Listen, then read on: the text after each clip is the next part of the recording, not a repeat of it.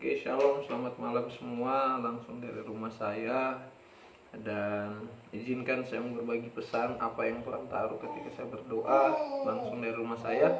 Dan ada anak saya, Chef, di belakang. Halo, Chef. Dan saya akan berbagi sesuatu yang mudah-mudahan bisa memberkati setiap saudara. Kalau ada saudara yang ingin didoakan, yang dilayani, bisa langsung saja inbox di Facebook atau Instagram saya. Dan pasti bisa meminta nomor WA saya. Dan malam ini saya akan berbagi dua pesan singkat yang Tuhan taruh di dalam hati saya. Yang pertama, bahwa kita orang percaya, khususnya orang Kristen, mari kita berdoa yang terbaik buat bangsa kita supaya bisa terpilih presiden yang terbaik tahun 2024. Apa yang kita lihat baru saja terjadi di demo tanggal 11 hari Senin kemarin untuk sahabat kita yang sebangsa dan tanah air, itu Pak Ade Armando, yang memang terkena musibah dan dipukul oleh oknum yang tidak bertanggung jawab. Tapi kita berdoa supaya ini berhenti dan tidak terjadi lagi. Dan yang pasti kita harus melawan karena setiap ketidakadilan dengan cara yang seperti ini. Dan Bapak Ibu, kita sebagai orang percaya, khususnya orang Kristen, harus berdoa biar terpilih pemimpin yang tepat untuk bangsa ini, pemimpin yang nasionalis. Karena di 2024 ini adalah pertarungan besar. Saya tidak tahu siapa yang akan terpilih. Itu adalah urusan rakyat yang memilih dan pasti keputusan dari Tuhan.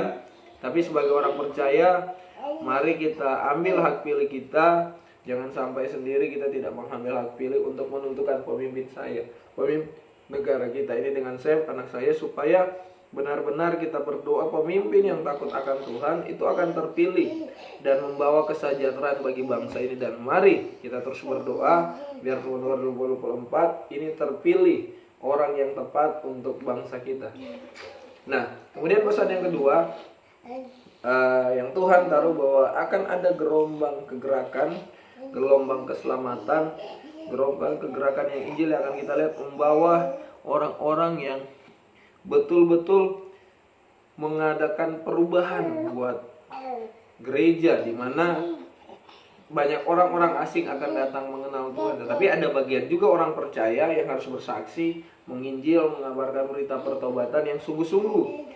Nah, ini yang saya dapat ketika berdoa. Pesan yang kedua, bahwa banyak orang asing akan datang menggabungkan Tuhan, orang-orang yang belum percaya. Saya tidak tahu ayatnya di mana, tapi ketika berdoa tepat. Tetapi harus perlu diketahui bahwa penting siapa yang membawa pesan itu. Nah, saya harus bahas siapa yang membawa pesan. Kita buka di dalam Yesaya 56, Yesaya 52, ayatnya yang ke-6, ayat 7.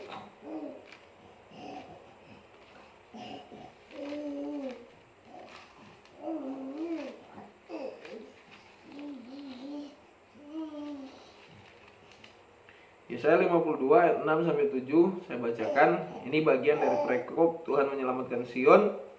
Sebab itu umatku akan mengenal namaku, dan pada waktu itulah mereka akan mengerti bahwa akulah Dia yang berbicara. Ya aku, betapa indahnya kelihatan dari puncak-puncak bukit, puncak bukit-bukit, kedatangan pembawa berita, itu mereka yang mengabarkan berita damai dan memberitakan kabar baik, yang mengabarkan berita selamat dan berkata kepada Sion, Allah itu Raja. Nah, kalau Anda baca bahwa akan ada orang pembawa berita, itu kabar baik, berita selamat yang akan dibawa, yaitu orang-orang yang mengenal Tuhan. Kita sebagai pembawa pesan haruslah ada orang-orang yang mengenal Tuhan. Ayat 6 berkata, umatku akan mengenal namaku. Mengenal, umat itu harus mengenal. Jadi orang-orang percaya itu harus mengenal Tuhan lebih sungguh-sungguh. Dan pada waktu itu mereka akan mengerti bahwa akulah Dia yang berbicara. Kita bisa bawa pesan kalau kita mengerti isi pesan, Bapak Ibu. Artinya apa? Kita harus mendapatkan pesan yang betul-betul dari Tuhan, sehingga kita bisa membawa berita kabar baik yang jelas. Pesan itu adalah firman Tuhan yang diurapi oleh Roh Kudus. Firman Tuhan berkata, Roma 10 ayat 17, sebab iman timbul dari pendengaran, dan pendengaran akan firman Kristus. Artinya firman yang diurapi kita dapat dengan inspirasi kuasa Roh Kudus, sehingga bukan firman yang mati. Dan kita harus berdoa hari-hari ini kita adalah orang yang makin mengenal Tuhan lebih dalam dan lebih dalam. Ketika kita mengerti isi pesan, karena kita mengerti siapa yang berbicara, Kita dari puncak-puncak bukit itu tempat kita mengalami hadirat Tuhan, tempat kita mengalami perkenanan Tuhan untuk membawa apa yang akan Tuhan hari-hari kerjakan hari ini. Kita akan menjadi pembawa kabar baik, pembawa berita selamat.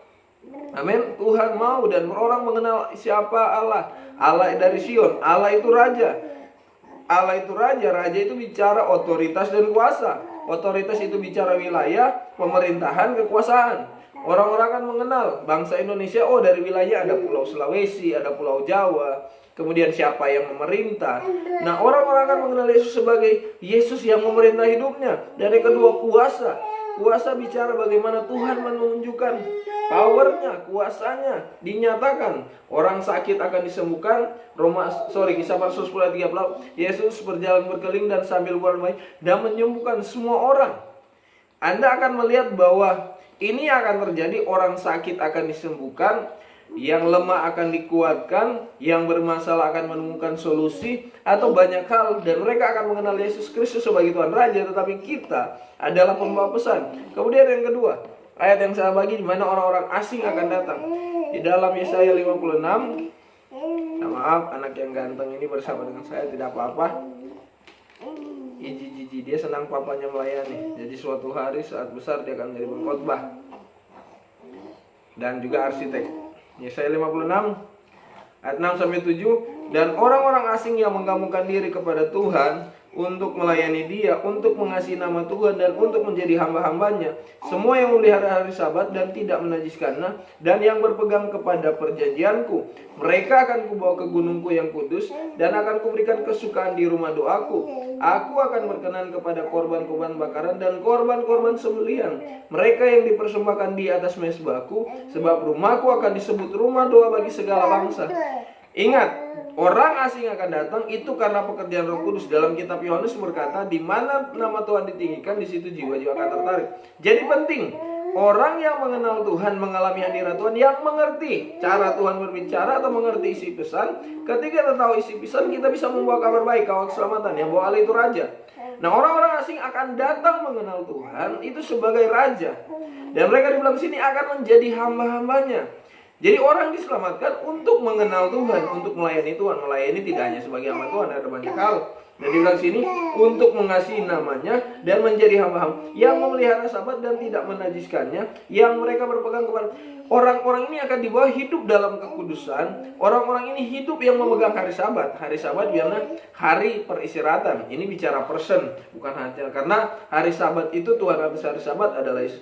Orang-orang akan hidup dalam Yesus Kristus dan berpegang pada perjanjiannya. Dan Allah 7 di belakang, mereka akan kubawa ke gunung yang kudus dan akan kuberikan kesukaan di rumah doaku. Saya tidak berbicara orang ini akan suka terus berdoa, tetapi mereka mencintai hadirat Tuhan. Rumah doa, kesukaan itu bicara Sion, yang dalam kita itu Yesus Kristus. Bagaimana Tuhan akan terus ada. Tuhan akan terus ada sebagai kita yang mengalami hadirat, dan orang-orang asing akan dibawa melayani, mengasihi, yang memegang hari Sabat dan perjanjiannya. Dan dibilang di sini mereka akan diberikan kesukaan. Orang-orang asing ini sebenarnya akan ada gelombang baru, gelombang kegerakan, gelombang Injil, gelombang pembangunan rohani, gelombang lawatan yang akan datang membawa orang-orang asing. Saya percaya bagi bangsa ini, bangsa Indonesia, akan ada banyak orang yang akan mengalami gelombang keselamatan, gelombang Injil, gelombang pembangunan rohani, gelombang kegerakan, dan gelombang lawatan. Kita berdoa, tapi kita juga harus menjadi bagian yang bersaksi dan menginjil, dan kita juga harus berdoa biar mereka betul-betul melayani. Kiranya video yang singkat ini memberkati. Saya berdoa biar kita berdoa buat Pilpres 2024 terpilih pemimpin yang takut akan Tuhan, yang mementingkan kepentingan bangsa ini sesuai dengan koridor Pancasila dan NKRI. Dan yang kedua, akan ada gelombang keselamatan buat orang-orang yang baru, yang asing, untuk mengenal Tuhan. Yang asing berarti yang belum mengenal nama Tuhan. Terima kasih. Shalom. Tuhan Yesus memberkati.